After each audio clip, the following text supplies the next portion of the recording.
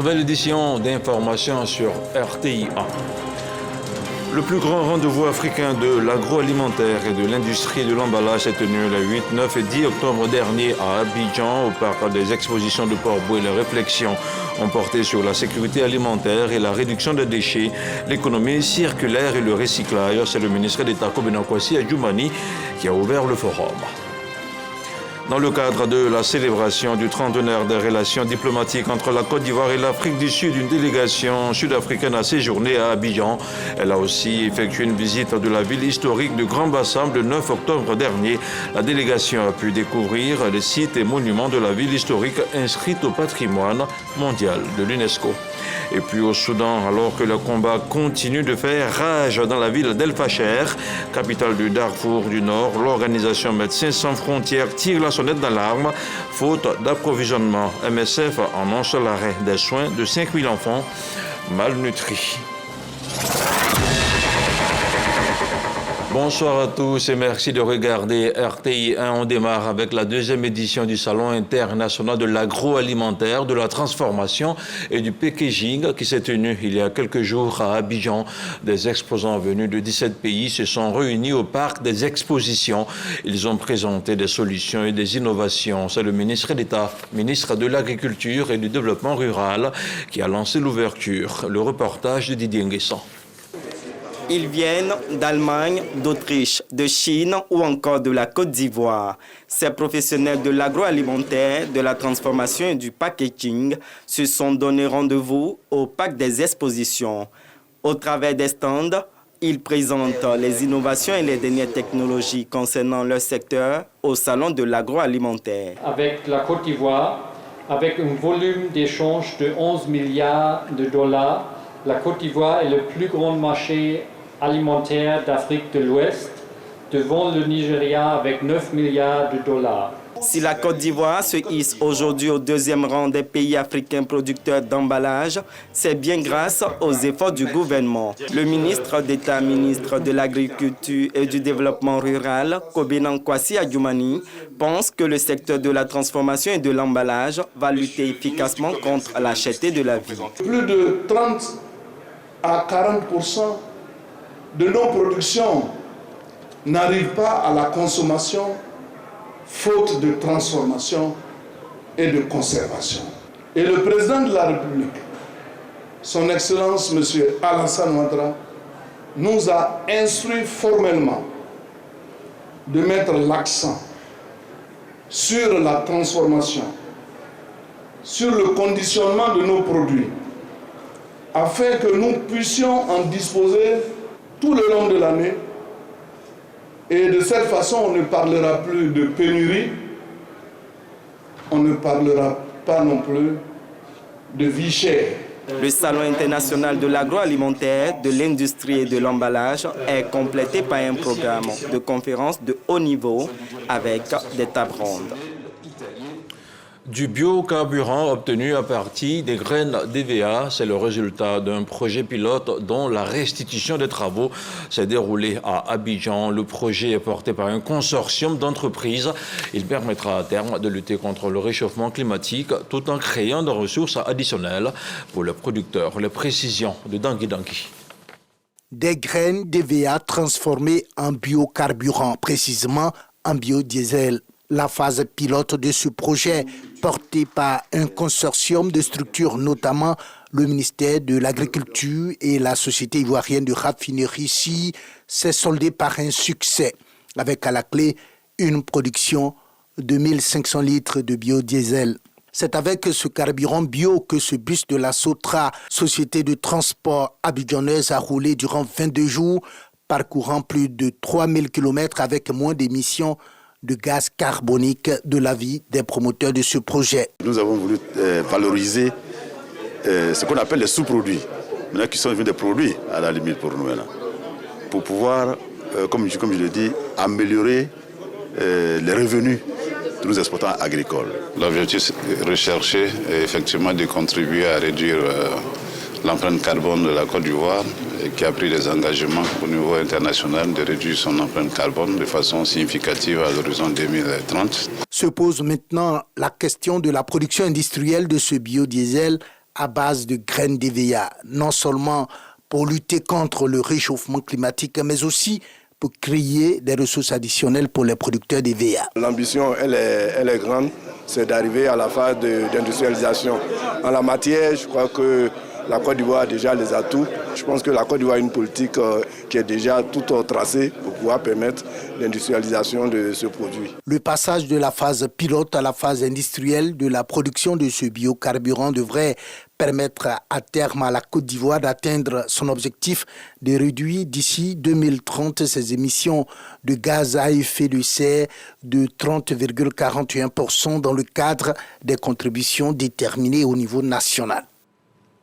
Le ministre de la Construction, du Logement et de l'Urbanisme était récemment à Vienne. Au cours de sa visite de travail en Autriche, Bruno Nabagné-Koné s'est entretenu avec la diaspora ivoirienne. Il a aussi rencontré le consul honoraire de notre pays. Au menu des échanges, la situation sociopolitique en Côte d'Ivoire et la nouvelle réforme dans les secteurs du foncier, et de l'agriculture et de la communication, de l'immobilier. Le compte rendu de Sephora Zegui, notre envoyé spécial. C'est dans le quartier de Moutgassé 13 à Vienne, au siège de l'ambassade de Côte d'Ivoire en Autriche, que le ministre Bruno Koné a rencontré les représentants de la diaspora ivoirienne. Le chef de la délégation a fait un tour d'horizon de l'actualité sociopolitique en Côte d'Ivoire.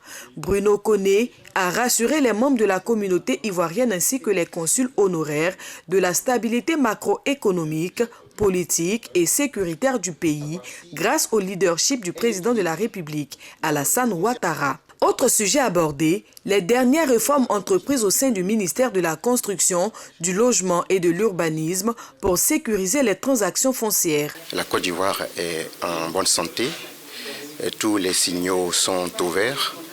Nous voulons vraiment dire notre satisfaction d'avoir partagé ce moment avec Monsieur le ministre qui vient nous conforter dans la position que nous savions déjà. Au niveau de la construction, au niveau de l'urbanisation, tout est sécurisé maintenant.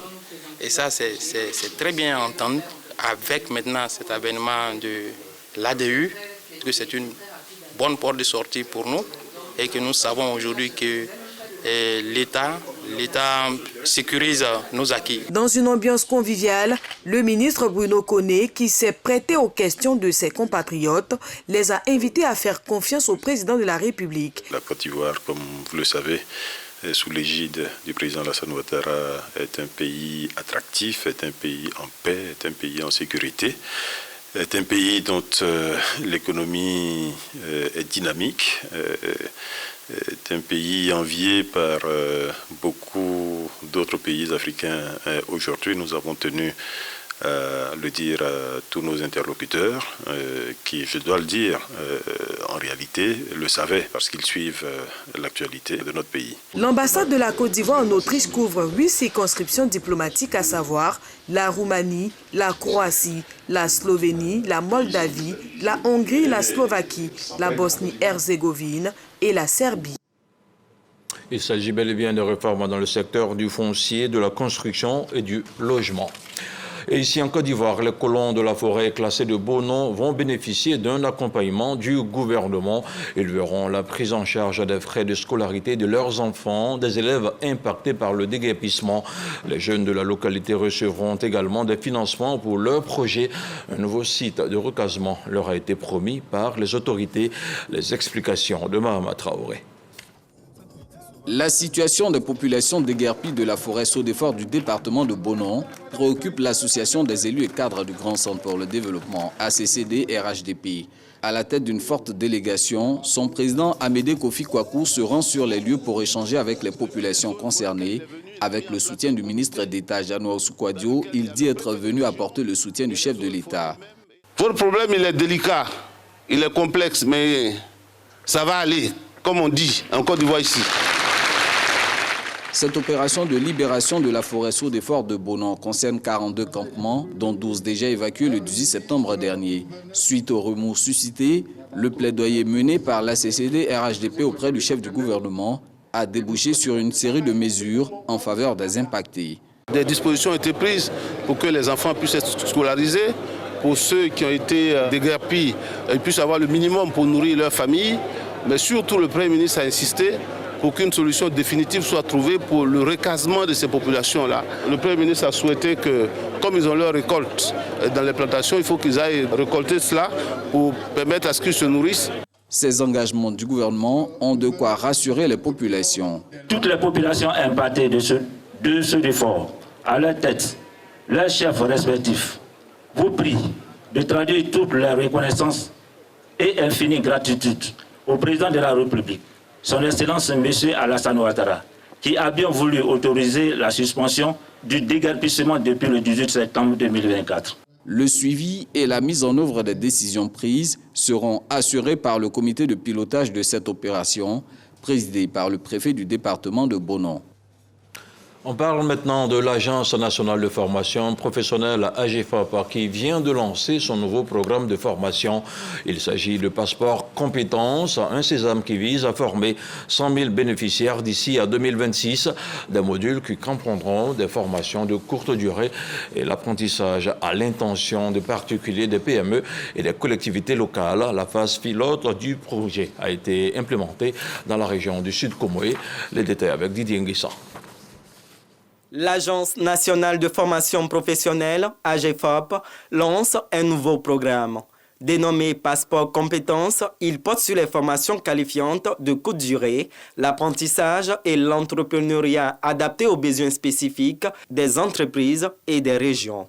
Ce programme concerne les personnes diplômées, peu ou pas qualifiées, voire en quête de reconversion. Ce programme entend développer les compétences et renforcer les capacités professionnelles des populations dans leur localité en vue de faciliter leur insertion durable sur le marché du travail local et de participer au développement économique des collectivités territoriales. D'ici à fin 2026, 100 000 bénéficiaires sont visés. 95% d'entre eux seront accompagnés à l'insertion en auto-emploi ou en emploi salarié. Un an après sa prise de fonction, la directrice générale de l'AGFOP a aussi dressé le bilan de ses acquis. L'une des actions majeures de ces 12 derniers mois a été l'amélioration de sa notoriété à travers notamment le changement de son identité visuelle, la réhabilitation de ses locaux, la rénovation de son site internet, l'organisation des journées portes ouvertes le 15 juillet dernier, le maillage territorial et enfin les partenariats avec de multiples organisations professionnelles publiques et privées, ainsi qu'avec les collectivités territoriales. Le programme Passeport Compétences est la continuité des projets École de la deuxième chance et l'Académie des talents mis en œuvre par le ministère de l'Enseignement technique, de la formation professionnelle et de l'apprentissage. Des permis de conduire pour 1500 jeunes de Toumoudi, c'est un don de la Fondation pour l'égalité qui a décidé d'offrir une forme d'autonomie à la jeunesse de la localité. Une action qui va s'étendre à plusieurs départements du pays, c'est ce que nous rapporte Eugène Atobé. Pour l'autonomisation de la jeunesse de Toumoudi, la Fondation Égalité sort le grand jeu en initiant un programme d'octroi de permis de conduire à 1500 jeunes. Un projet longtemps attendu par les bénéficiaires. C'est vraiment un bon projet parce que moi-même, il y a longtemps que je cours après le permis, mais à défaut de moyens financiers, ça m'a retardé. Maintenant, je suis sur l'occasion et grâce à cela, je pourrais exercer une activité. Dans notre entreprise, il est exigé d'avoir un permis. Je suis très content de ce qu'on nous offre cette opportunité d'avoir le permis.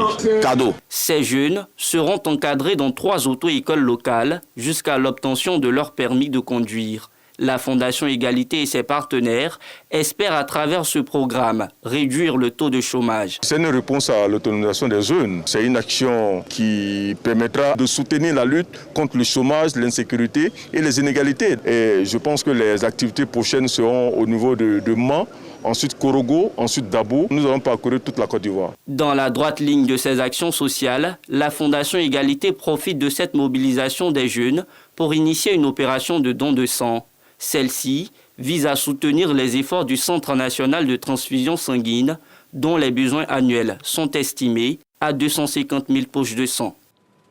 Vous avez reconnu le commentaire de Khalil Diomandé. Le RHDP organise les journées de l'emploi et de l'entrepreneuriat, l'occasion pour le parti de se pencher sur la problématique du marché du travail. Il s'agit en toile de fond d'offrir à ses militants des opportunités d'insertion dans le tissu professionnel. On en parle avec Éric Goré. Une journée pour offrir des opportunités aux militants du RHDP en termes d'emploi et d'entrepreneuriat. Le secrétariat national du RHDP en charge de la promotion de l'emploi des militants fait connaître cette structure. Vous savez que les jeunes du RHDP, à l'instar des autres jeunes de Côte d'Ivoire, certains d'entre eux ont besoin d'emploi. Certains ont besoin d'avoir de la formation pour entreprendre et faire de l'auto-emploi, de même que les femmes. Et aujourd'hui, par la volonté donc, du président du parti, le président Alassane Ouattara, il a été créé un secrétariat national chargé de ces questions. Ce secrétariat national entend répertorier toutes les compétences au sein du parti pour les mettre à la disposition de la République de Côte d'Ivoire. Renforcer également les capacités des militants et mieux leur donner régulièrement des informations en lien avec le marché de l'emploi. On voit au niveau du budget, un budget qui s'est multiplié aussi par 4. On voit au niveau des indicateurs macroéconomiques une croissance à 6,5. Donc tout cela est du fait du président Alassane Ouattara et de son gouvernement. Et il est important que cette dynamique économique, cette croissance économique qui crée de l'emploi, qui crée des opportunités, mais pour l'ensemble des Ivoiriens, que nous, au niveau du secrétariat national, nous mettions les conditions, nous formions nos militants, nous les informions, nous renforçons leurs capacités pour que justement ils puissent saisir ces opportunités qui sont créées par le président Alassane Ouattara. Le secrétariat national en charge de l'entrepreneuriat et de l'emploi des militants ajoute que des fonds sont disponibles pour la réalisation des projets des militants. On parle toujours du RHDP avec le secrétaire exécutif adjoint du parti qui s'est rendu dernièrement dans la région du Zanzan.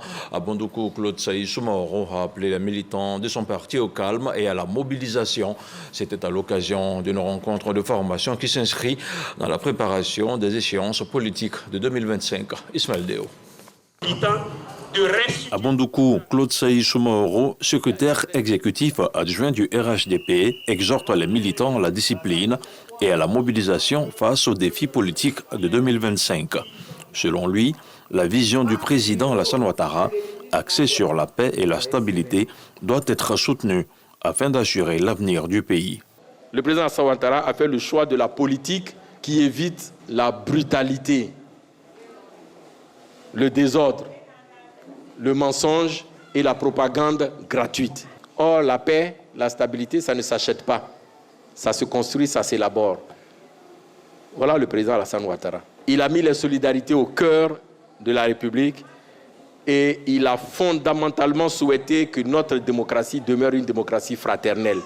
Cette réunion qui rassemblait les cadres politiques de Bondoukou visait également à préparer les militants à l'inscription sur les listes électorales, un élément clé pour les prochaines échéances. On parle maintenant de développement. Dans la localité de Kong, le conseil municipal va traduire les besoins des populations en réalité. La troisième session du conseil a permis de dégager des priorités. La ville historique entend ainsi initier des assises pour les jeunes et les femmes. Le foncier urbain est pris en compte également. Kong et sa communauté éducative sont soutenus, il faut le rappeler, par la première dame, Mme Dominique Ouattara, qui a offert des kits scolaires. Le compte-rendu de Kader Sogodogo. Les élus et cadres de Kong, avec à leur côté les différentes couches de la population, et le maire Abdraman Bete Temoko sont réunis en conseil municipal, le troisième au titre de l'année 2024. Foncier urbain, logement, école, santé, équipements divers, eau et électricité, le tour d'horizon est vite fait. La courbe est positive. Pour continuer sur cette voie, le conseil municipal met en avant les jeunes et les femmes. Des assises sont annoncés. Il est bon qu'on s'assure que les projets que nous avons dans notre pipeline soient vraiment en phase avec leurs attentes. Donc ces assises vont se tenir dans les prochaines semaines pour vraiment être sûr que nous sommes en phase. En attendant, bonne nouvelle pour les écoliers de Kong. Des centaines de kits scolaires, dont de la première dame Dominique Ouattara. Je voudrais, au nom des populations de Kong, dire merci à Madame la Première Dame pour son au-delà de cœur, son au-delà de générosité, et pour tout ce qu'elle fait pour la Côte d'Ivoire, pour tout ce qu'elle fait pour les enfants. Et les enfants lui disent merci, Maman Dominique. Des maillots offerts par le maire Abdraman Temoko Berté aux jeunes. Et bientôt, un fonds de soutien aux femmes lancé. Le budget de la mairie de Kong s'élève à 1,68 milliard de francs CFA. Plus de 872 millions sont réservés pour les investissements, soit un pourcentage de 81,70%. Autre chose à présent, dans le cadre de la célébration des 30 ans de coopération entre la Côte d'Ivoire et l'Afrique du Sud, une délégation de la nation Arc-en-Ciel s'est rendue à Grand-Bassam. Elle a visité le musée du costume, le centre céramique et l'embouchure de la station balnéaire. On en parle avec Khalil Dumandé et Sylvestre Nguesson. À son arrivée dans la ville historique de Grand-Bassam, la délégation sud-africaine est accueillie par des danses traditionnelles.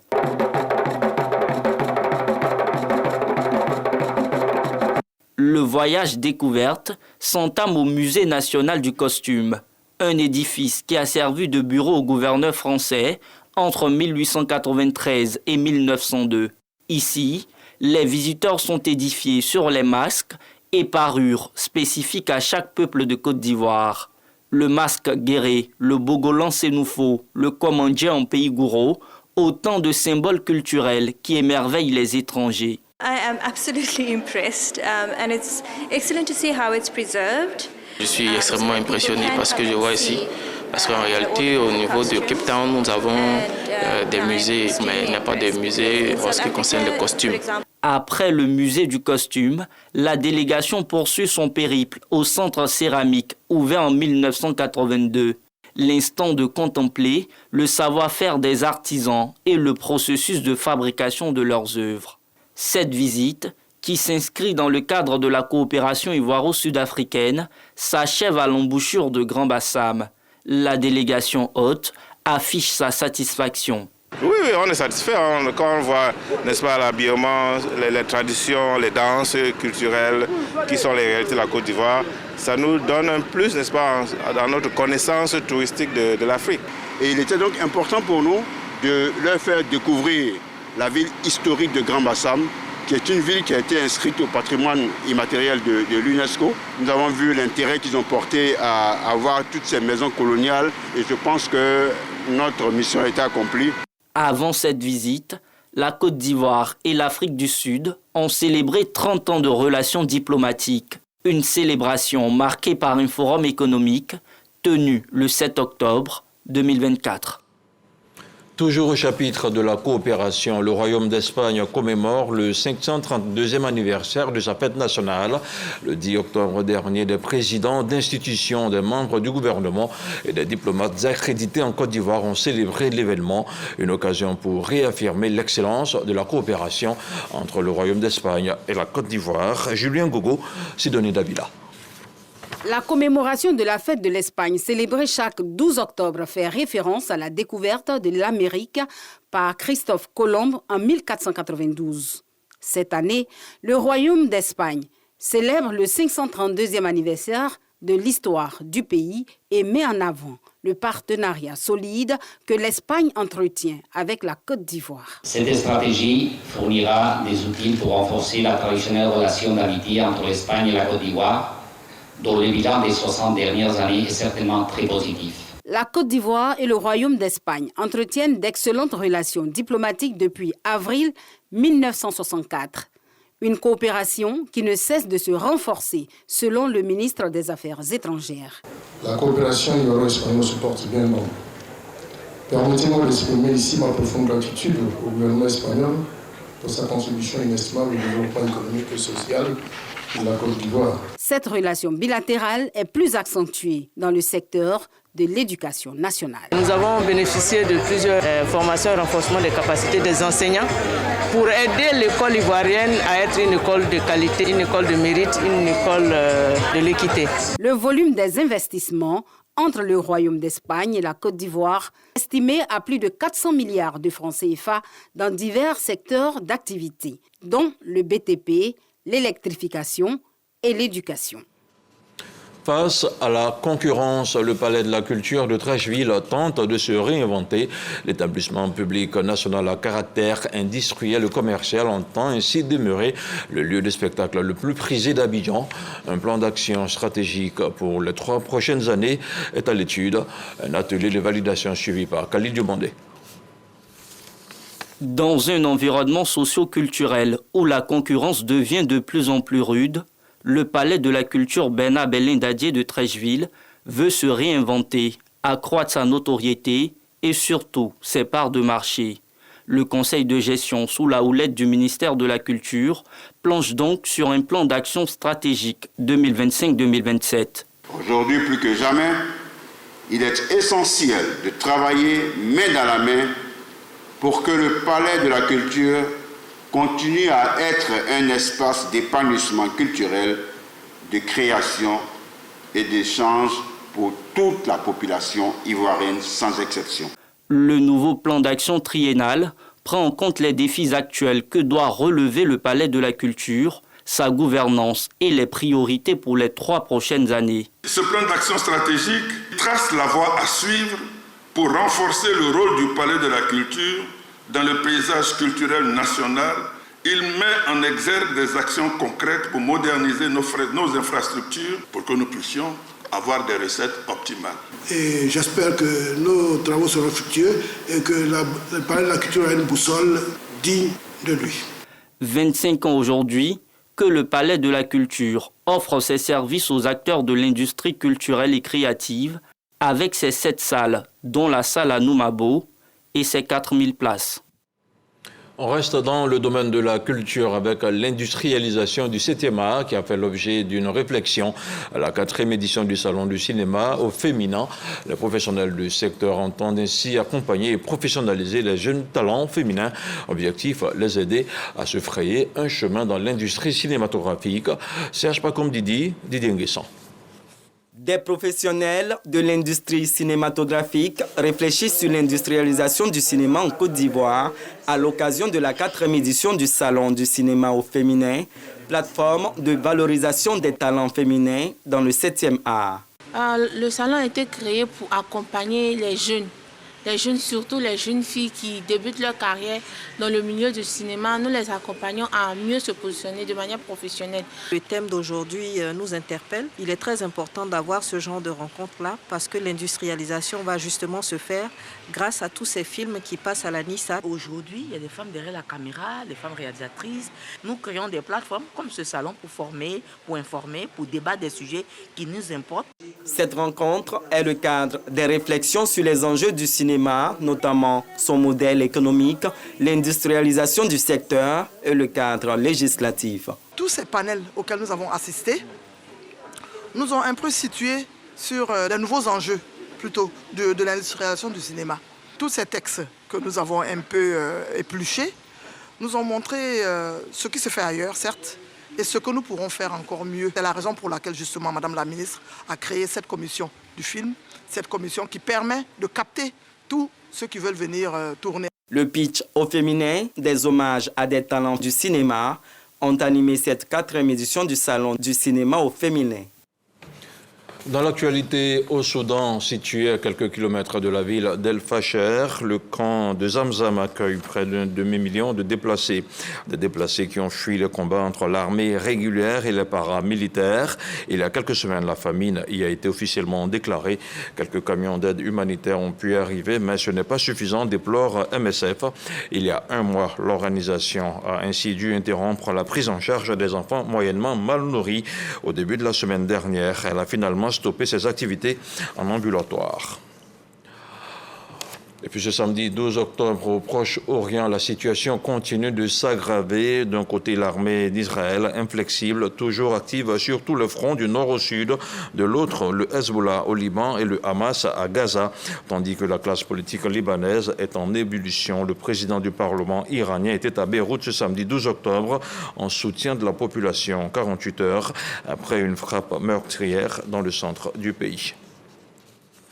Et puis, on a appris ce soir, ce samedi 12 octobre, le décès de Valérie du groupe Zouglou Espoir 2000. L'artiste luttait contre la maladie depuis quelques années déjà. Le duo formé par Valérie et Pat Sako s'apprêtait à sortir un album dans les prochaines semaines. Et c'est la fin de ce journal. Merci de votre aimable attention. Je vous dis à demain, 23h.